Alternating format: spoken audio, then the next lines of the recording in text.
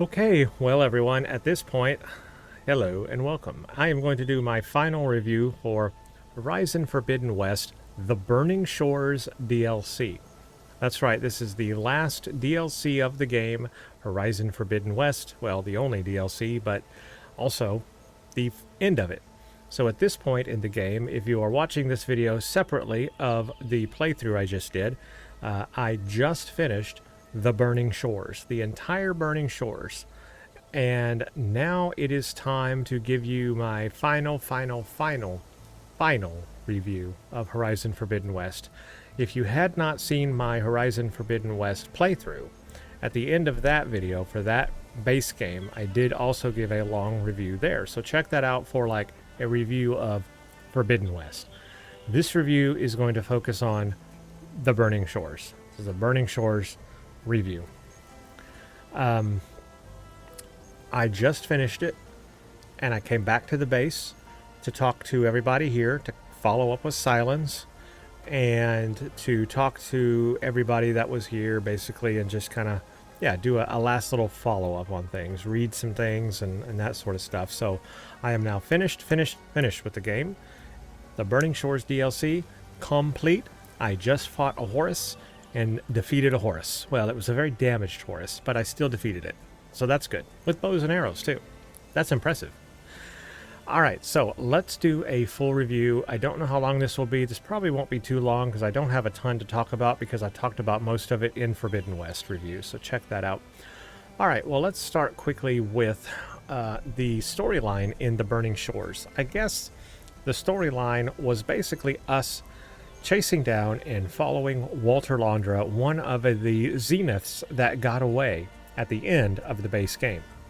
So we find a message where basically a Zenith had, got away and came to this area, the Burning Shores. Well, not this area. I'm at the base now. But for the Burning Shores, came to that area, which we found out was the LA Hollywood area. So that was very interesting, and I felt like the game would go there.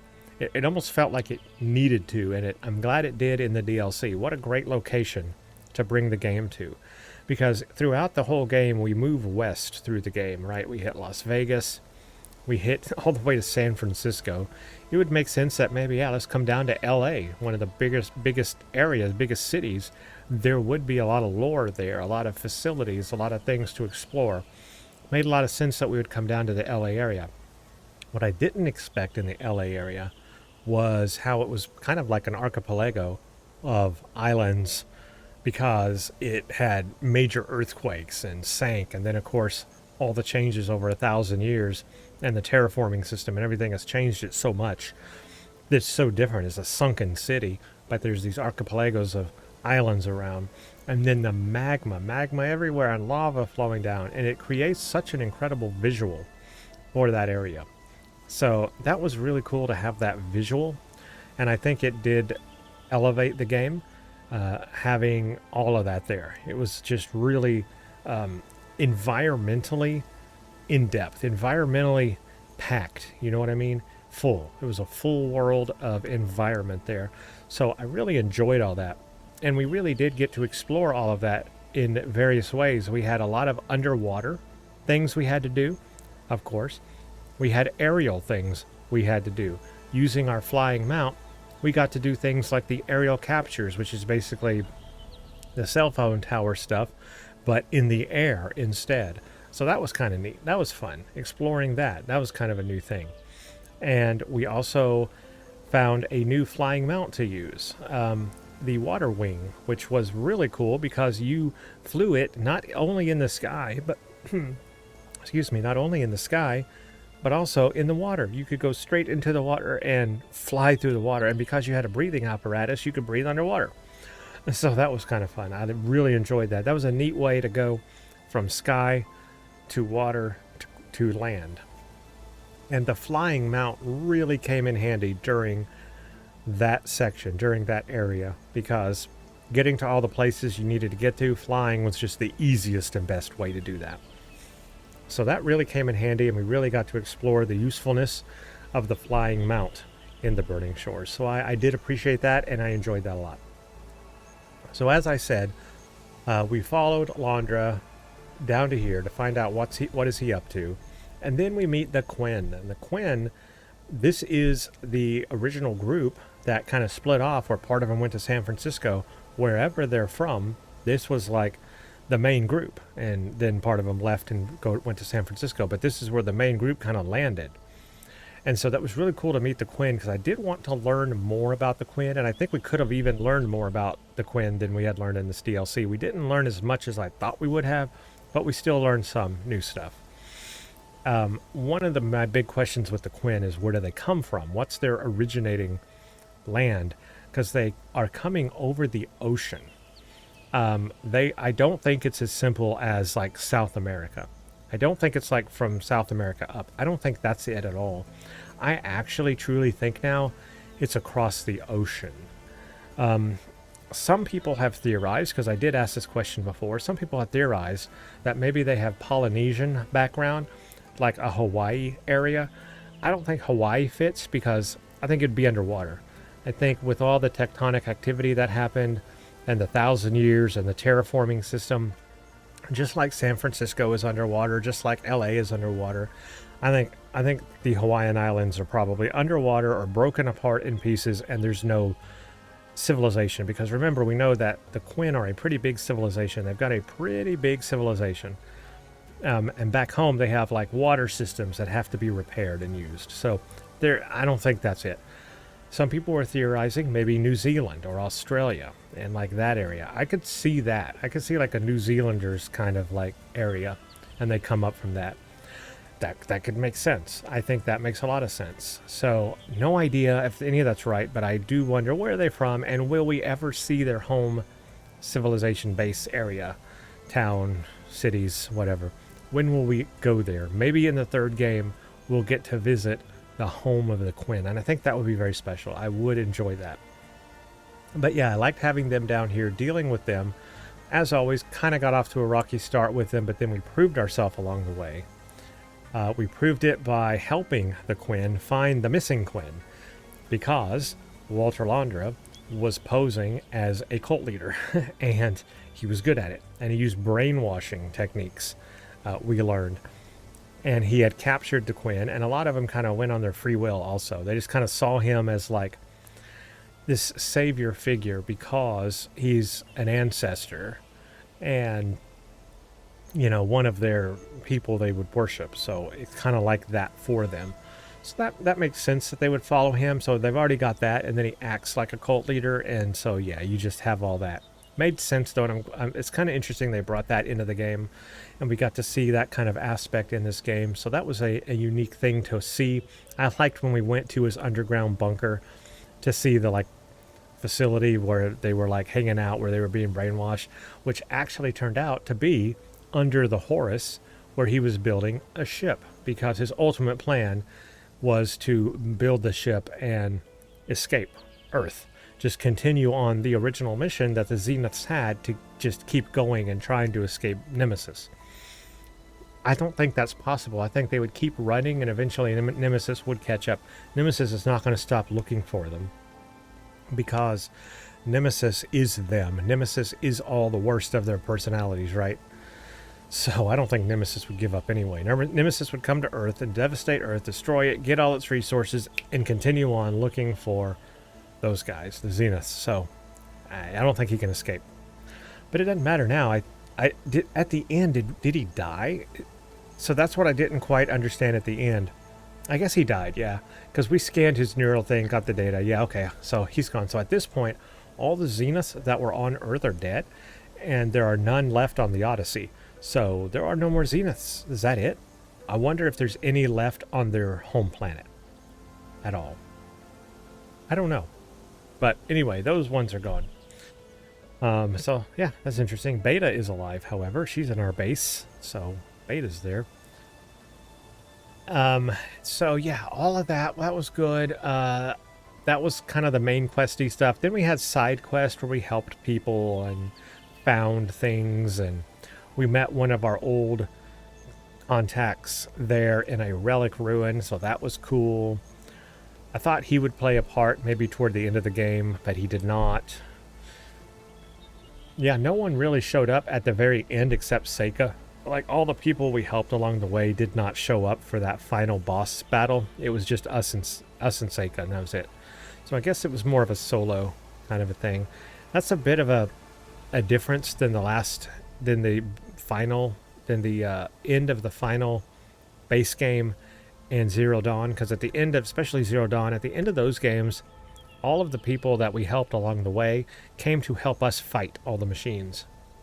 I thought we would get something like that in the Burning Shores also. We did not. We just had Seika. So a little bit more toned down for the end of this one compared to the base game or Zero Dawn. So yeah, that's interesting comparison there.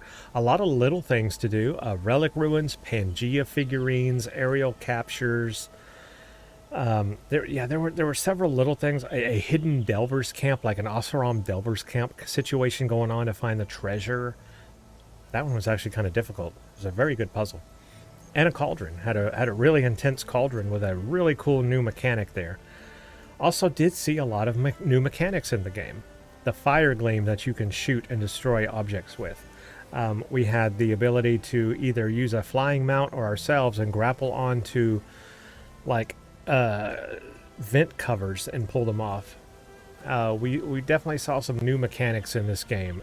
The flying, the bit where you had to get on the hovering little cart thing in the cauldron and fly over the lava. That was really cool. You control that little thing. New mechanic there. There were several new mechanics in this DLC they introduced, so I could see that them expanding that in the next game. Just more of that, probably. And then, of course, throughout Forbidden West, you had the new mechanic of the flying mount. Now, unfortunately for the Forbidden West, I did not get my flying mount toward the end of the game, so it wasn't as useful to me. I really, really like the flying mount and the ability to do that. I just didn't get to do a lot of it in Forbidden West, but I did get to in the Burning Shores, and that's where I really enjoyed that. So I did get to use it a lot here, and I did like that a lot.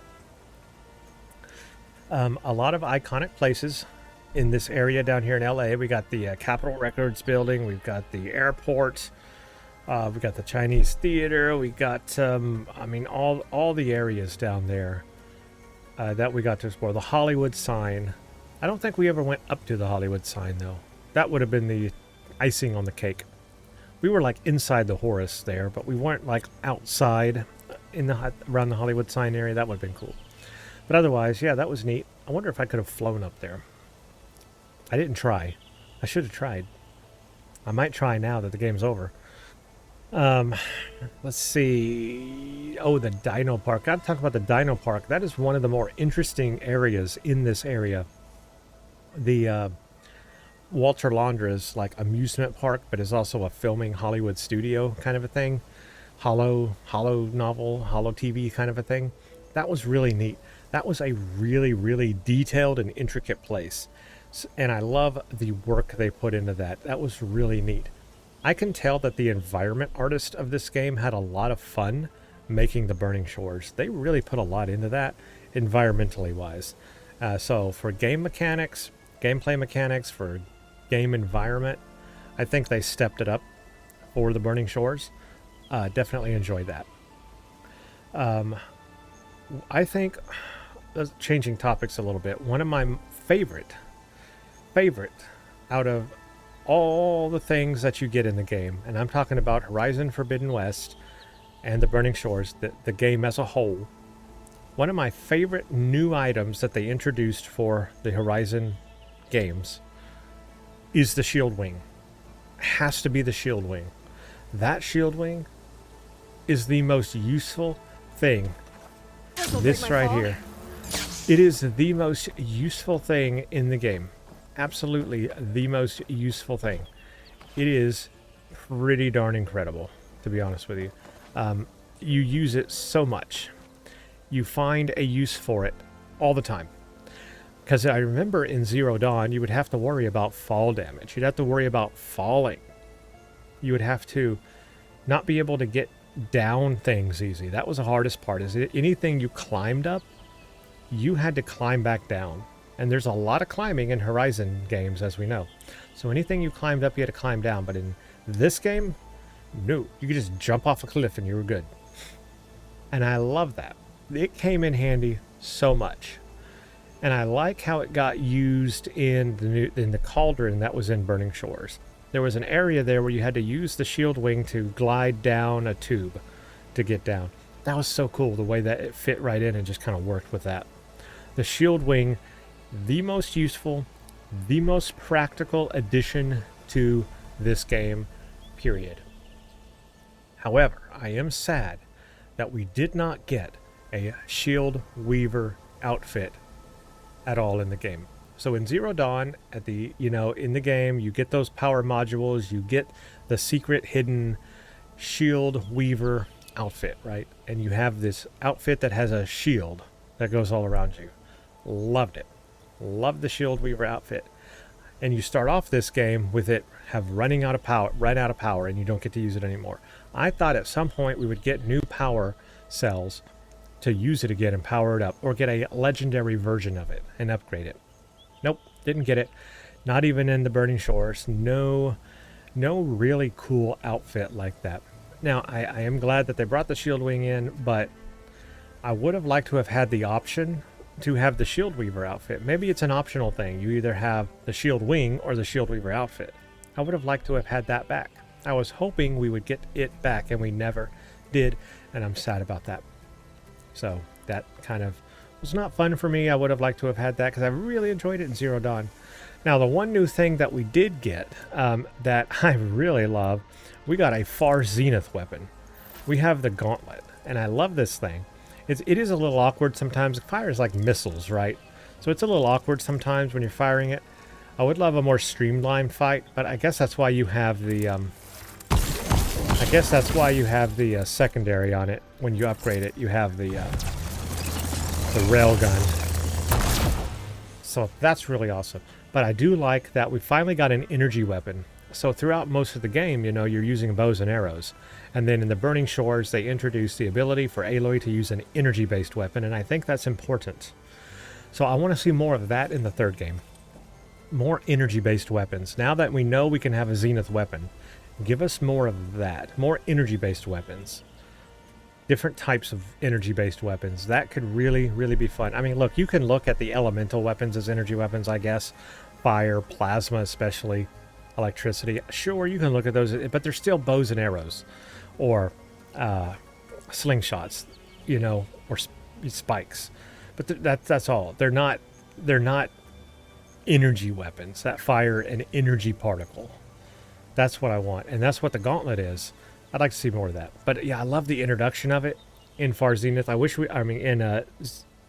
the Burning Shores. I wish we had gotten it earlier, though. Much earlier in the game. I wish we had gotten it earlier, that's all.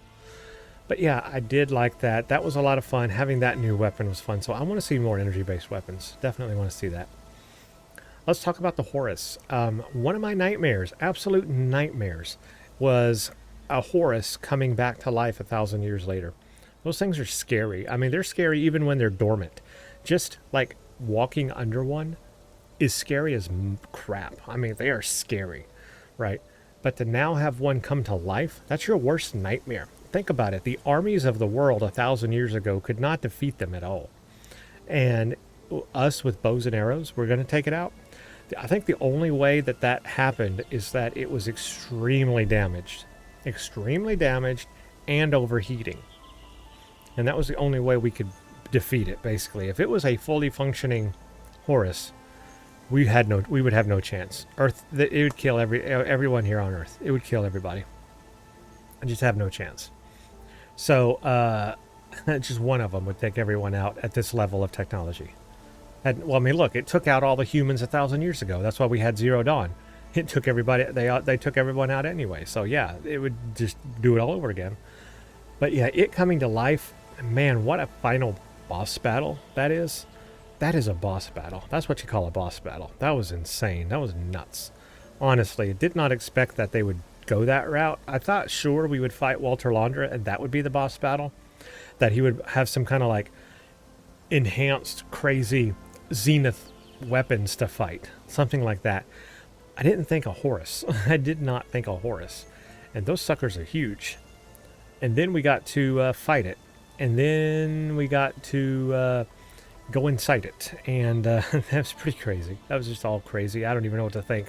That was nuts. I just finished the game, so I'll have to think about that more and have more opinion and thought about that later, but right now that's just pretty insane. I just kind of overwhelmed by that fight, actually. Could not believe, or I could not fathom trying to do that Horus fight on hard mode in this game. I don't play on hard mode. I don't play on the easiest mode. I'm not on the easiest mode, so keep that in mind.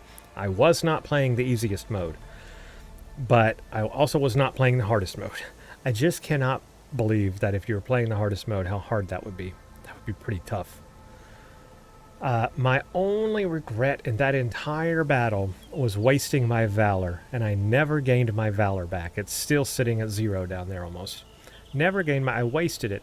I was hoping to use my critical boost Valor to take out the heat sinks easier with my shots. And then I had to climb the Horus and wasted it. It just ran out. I guess I probably, in hindsight, would have used that or used the shield. Maybe the shield one, the one that's the shield, overshield. I would have used that, and I wanted to use it. I had it in my mind to use it during this playthrough. I wanted to try it out more and use it. But then I wasted my Valor, and I didn't have it. So there it goes. No Valor. I wasn't able to use it. Valor system is cool. It's got some neat things, but I wasted it, and I hate that. Wasted that. Now, when we got to Walter Londra, that was difficult as well. Mainly because I kept getting knocked back and I could not shoot the couplet things you had to shoot fast enough before the shield went back up. So at the end, I was able to just tank the damage, and I did that by health potions. I had the large health potion, which gives you a lot of health, and of course I'm max level in the game. So having all that combined helped me with that quite a bit. I was able to tank that damage when those things came so that I wouldn't fall over or be pushed back. And then as soon as the shield went down, I could hit it. That was my strategy. Was it the best? No, but did it work? Yes. I went with it. It did it. It worked. I did understand that you could shoot the balls of plasma, and I did understand that the cover shield can also block them, but then I'd still get knocked back by the electricity, and then I still couldn't shoot them, so oh well. So I ended up just tanking it and shooting them. That worked enough. I was hoping for a battle, though. I was hoping for a melee with Walter Londra. I wanted to use my staff more. I wanted to use my staff and attach an elemental to it, a cartridge, and like do some melee damage to Londra. Would have loved that. That was the only thing missing in the final battle. Would have loved for the thing to fall down like it did, but then Londra like stand on his own, and you have to fight him one-on-one now. Now you have to fight Londra. A little bit of a fight there with him would have been welcomed. That's all I'm saying. I would have enjoyed that. I would have liked to have hit him with my stick. That's all. Then we overrode it, downloaded his data, got it to Silence, found out about Nemesis, found out what could be the third game, which is going around looking for all these weapon facilities to find hidden weapons that can be used against Nemesis when it comes. It's on the way, and it's coming. It's coming. So that's going to be the third game, and I can't wait for it, right? I cannot wait for it. That's going to be a good one. It's going to be good, I hope.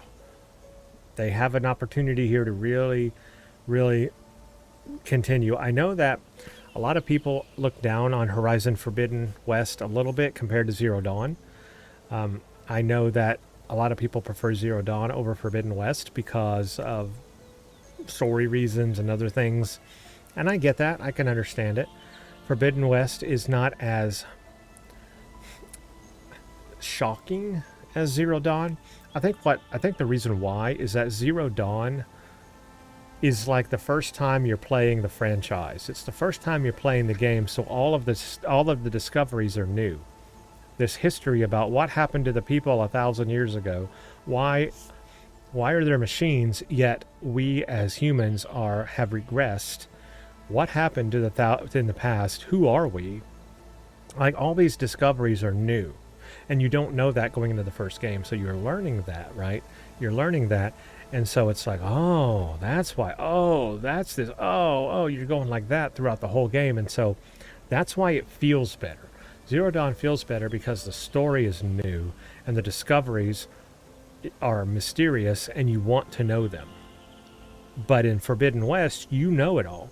You know who you are. You know what happened. You know all the history.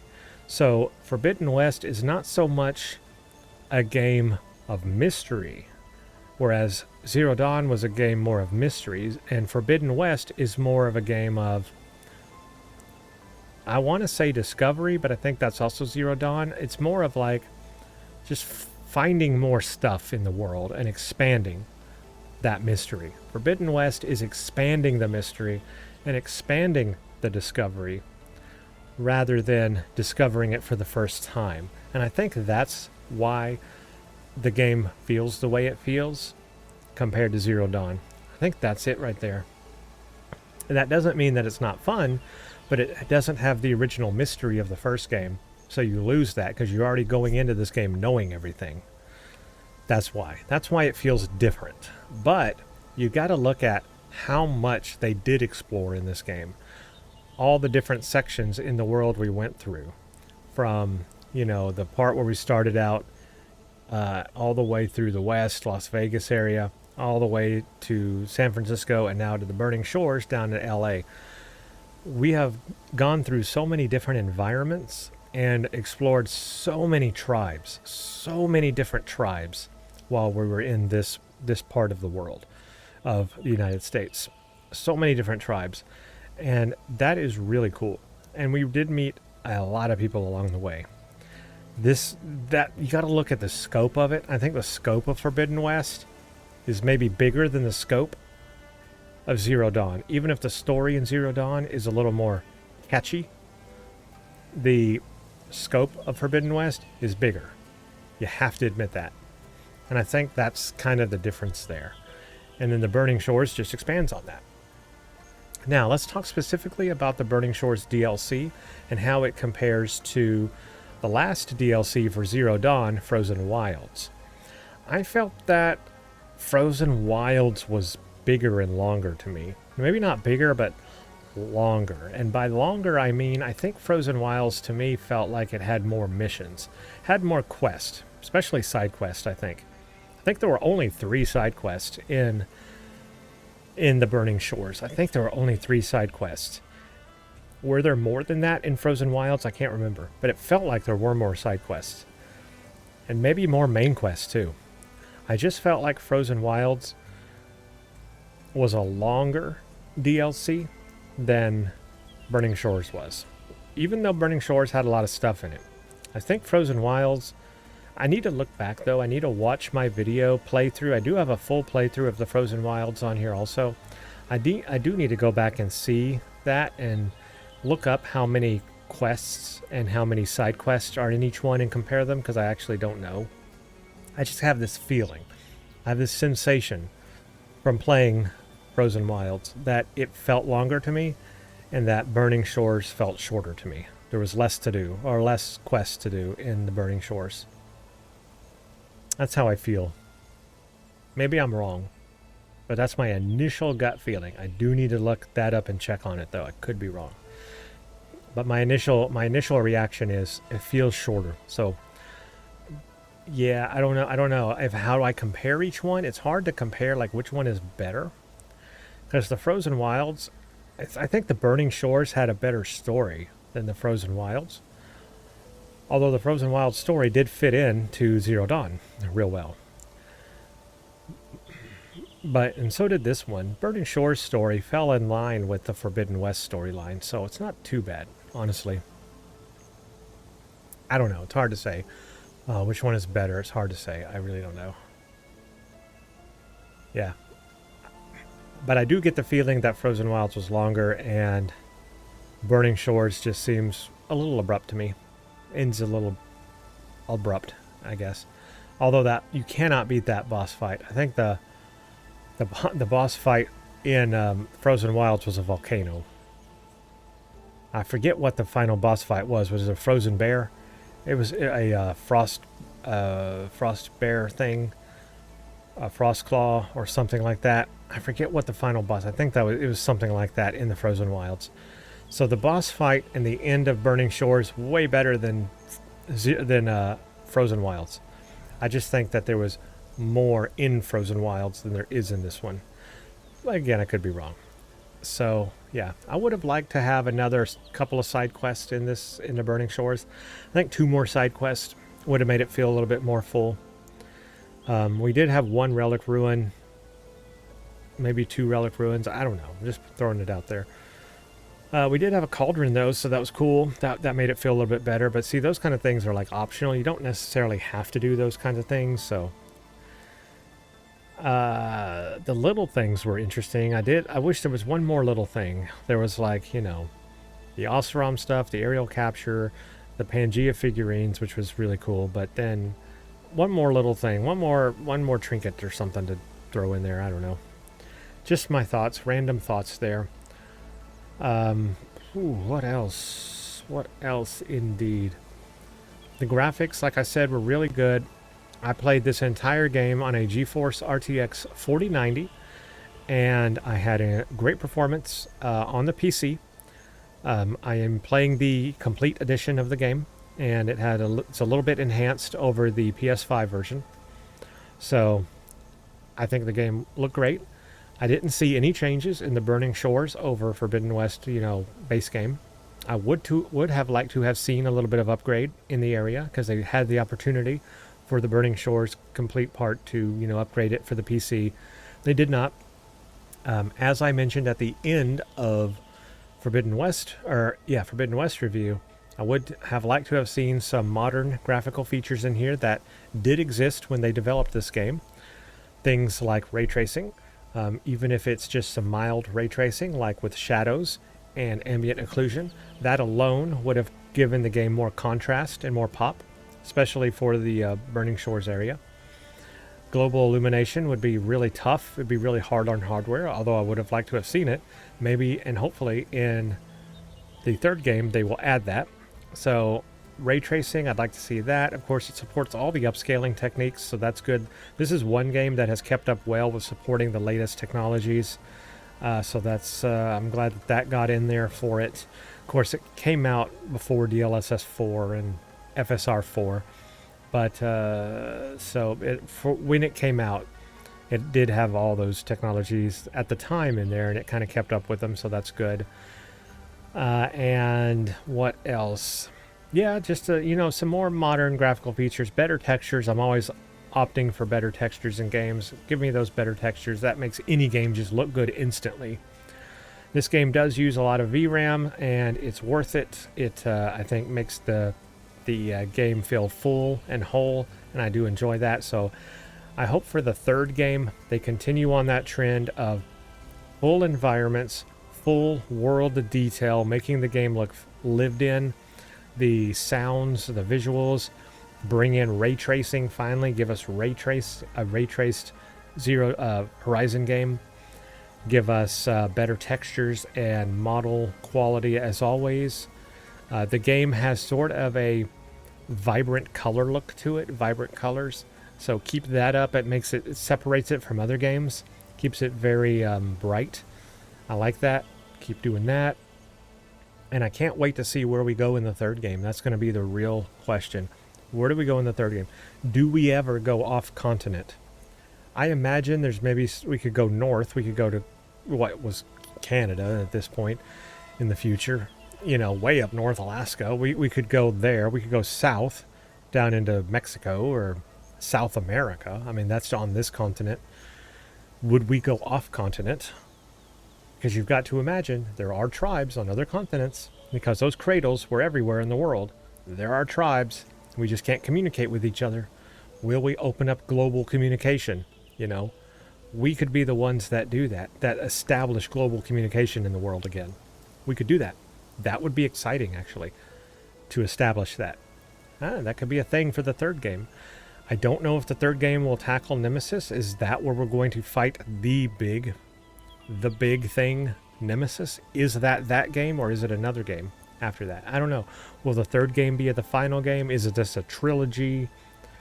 All those questions, I don't know. But I look forward to the third game, and I got no idea when it's going to happen, but it has to happen. We have to have a third game.